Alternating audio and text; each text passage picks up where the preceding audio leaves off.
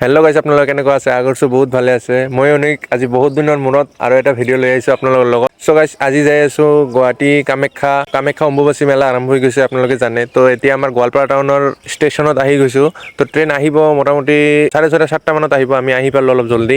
চ' শৰাইঘাট এক্সপ্ৰেছত যাম। তো আজি কামাখ্যা মেলাখিনি অলপ এটা মিনি ব্লগৰ থ্ৰুত আপোনালোকক দেখাব চেষ্টা কৰিম। গাইছ, শৰাইঘাট ট্ৰেইনত আহিলোঁ আৰু এতিয়া মিৰ্জা আহি পাইছোঁ। চ' চাওক এইটো ট্ৰেইনটো।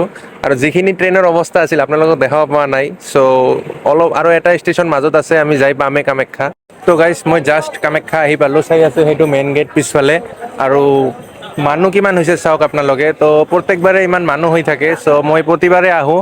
তো আজি অলপ লাগি আছে, ভিৰটো বেছি হৈছে লাগাতকৈ। চ' আমি এতিয়া উঠা আৰম্ভ কৰিম। তো আপোনালোকে লগতে থাকক, দেখাই আছোঁ আপোনালোকক। তো গাইছ, এতিয়া এনে এখন ঠাইত আহিলোঁ, মানে ভিউটো মজা আৰু কি। আমি উঠা আধা হৈছে প্ৰায়, আৰু আধা বাকী আছে। তো আপোনালোকে ভিউটো চাওক, কি মজা ভিউ। মই অকলে অহা নাই, মোৰ লগত ইও আহিছে। ৰ'ব দেখাই আছোঁ, এই চাওক।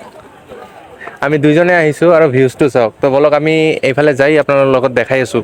তো গাইছ, আপোনালোকে এটা বস্তুটো লক্ষ্য কৰিছে, মানুহ চাওকহে, আল্টিমেট লেভেলৰ ভিৰ হৈছে গাইছ। মই জাষ্ট পাগল হৈ গৈছোঁ, মানে ইমান মানুহ আহিছে এইবাৰ, আৰু প্ৰতিবাৰে হয় গাইছ।